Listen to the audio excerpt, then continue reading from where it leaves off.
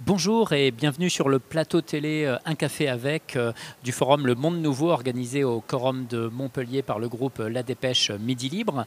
Nous allons échanger donc avec Lucie Lalanne. Bonjour Madame Bonjour. Lalanne, vous êtes responsable RSE au sein du groupe New Rest basé à Toulouse. Le groupe New Rest qui est un groupe de restauration multisecteur dans l'aérien, le ferroviaire. New Rest qui est en fait assez peu visible mais qui est partout pour résumer. Écoutez, est-ce que vous pouvez rappeler déjà rapidement, même si je l'ai dit, rappeler plus avant ce que fait New Rest et quelques chiffres clés? Oui, bien sûr.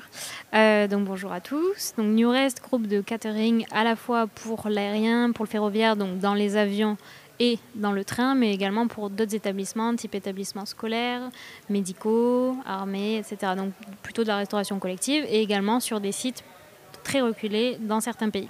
On est présent d'ailleurs dans 56 pays dans le monde et on compte environ plus de 29 000 salariés à travers le monde. Pour un chiffre d'affaires de Pour un chiffre d'affaires de 1,6 à peu près. Donc on 1,6 est revenu milliard excusez-moi. d'euros. Milliard. On est revenu au niveau d'avant-crise. Depuis quand avez-vous une réflexion RSE au sein de New Rest et sur quoi porte-t-elle?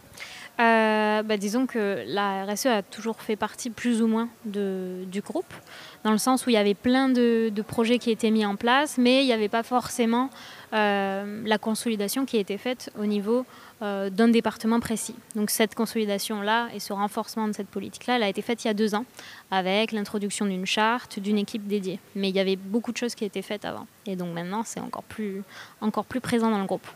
Est-ce que vous pouvez nous donner des actions concrètes que vous menez pour qu'on comprenne en fait? Oui, bien sûr. Alors, dans beaucoup de pays, il y a de nombreux collaborateurs qui se sont en fait accaparés ces sujets-là de RSE et qui ont mis en place des choses qui sont de manière très concrète pour réduire de manière plus ou moins directe nos émissions de gaz à effet de serre. Donc on compte par exemple au Nigeria un projet de potager juste à côté de notre site de production qui nous permet, donc ce potager est géré par un organisme qui le gère évidemment sans intrants chimiques, de manière tout à fait raisonnée, et on utilise ces fruits et légumes-là pour élaborer nos plats qui sont ensuite servis aux consommateurs finaux. Donc là, on a un exemple très concret de boucle vertueuse. Avec nos déchets organiques, par exemple, toujours sur ce site-là, on va venir créer du compost qui va être réutilisé justement pour ce potager. On a des exemples. Là, ça n'en est qu'un parmi la 150aine que j'ai en tête. Ouais. Mais peut-être on pense restauration dans l'aérien, dans le ferroviaire. Il y a l'enjeu du recyclage des contenants. C'est quelque chose qui vient spontanément à l'esprit. Qu'est-ce que vous mettez en place? Alors, déjà, il y a l'enjeu sur les déchets organiques, dont je parlais juste avant, à la fois sur les déchets qu'on génère quand on produit, mais également les déchets issus du gaspillage alimentaire. Donc là, il y a un gros travail à faire pour réduire cette partie-là de déchets organiques. Donc pour réduire ce gaspillage alimentaire avec des solutions, par exemple, numériques de précommande pour éviter de mettre à bord des plats qui ne sont pas consommés, tout simplement. Ensuite, on a toute une problématique de déchets plastiques. Je pense comme beaucoup de groupes et beaucoup d'entreprises, il y a tout d'abord une problématique d'identification des divers plastiques auxquels on fait face. Donc en France, c'est plus ou moins simple parce qu'on a de la filière de recyclage, par exemple pour le PET, pour le PP, etc. et les autres types de plastiques. Dans certains autres pays, c'est très très compliqué à la fois d'identifier et ensuite de recycler véritablement ces produits-là. Mais il y a plein de choses qui sont mises en place, que ce soit pour le recyclage, donc comme je disais, du plastique, du métal, du carton évidemment, du papier, des déchets organiques. C'est notre gros sujet puisqu'on en génère énormément.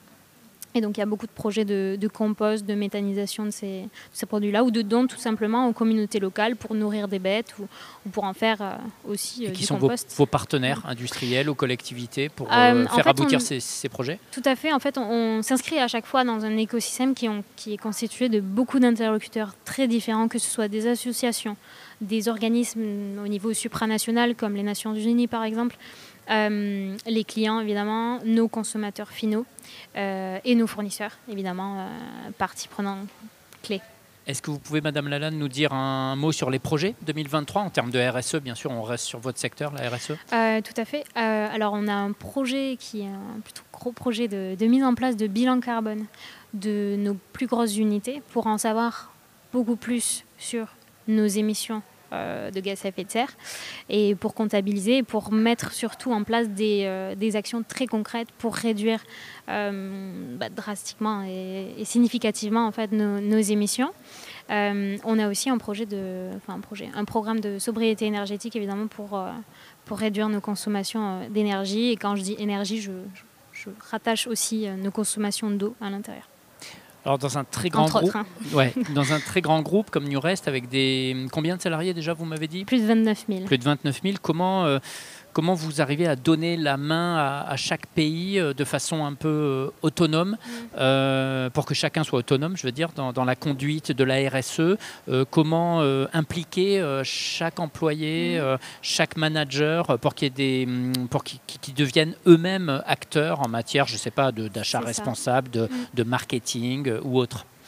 Voilà, c'est véritablement ça. C'est notre volonté de faire en sorte que chaque employé, peu importe son département, peu importe ce qu'il fait, qu'il s'accapare ces sujets-là, puisque notre volonté vraiment c'est de diffuser en fait les sujets liés à la RSE, que ce soit les achats responsables, les déchets, etc. Que tous ces sujets-là, tous nos employés se les accaparent et que ces sujets-là soient véritablement compris déjà par tout le monde. Donc premier travail, gros travail de pédagogie, d'information et de formation de nos employés pour qu'eux-mêmes s'approprient véritablement ces sujets et qu'ils fassent émerger des projets très concrets. Le projet du Nigeria, par exemple, est un projet très concret qui a été mis en place par une employée qui se sent très concernée par ces projets-là et par ces sujets-là dans ces pays. Un dernier mot sur vos interlocuteurs, vous en avez déjà cité beaucoup, est-ce qu'on en avait oublié? Je ne sais pas. Non, j'ai plutôt bien balayé, je dirais. Ouais, donc, il me semble. Voilà, associations, les Nations Unies dans le cadre du programme Global Compact, les fournisseurs, nos clients et les consommateurs finaux, évidemment nos employés. Et vos employés aussi, qui sont les premiers concernés. Et qui peuvent être eux-mêmes acteurs, on a bien compris. Et qui sont acteurs. Qui sont acteurs et qui vont le devenir de plus en plus. D'accord. Merci beaucoup, Madame Lalanne, pour votre intervention. On se retrouve tout l'après-midi au sein du forum Le Monde Nouveau, ici au Quorum de Montpellier, dans la séquence Un café avec. Merci.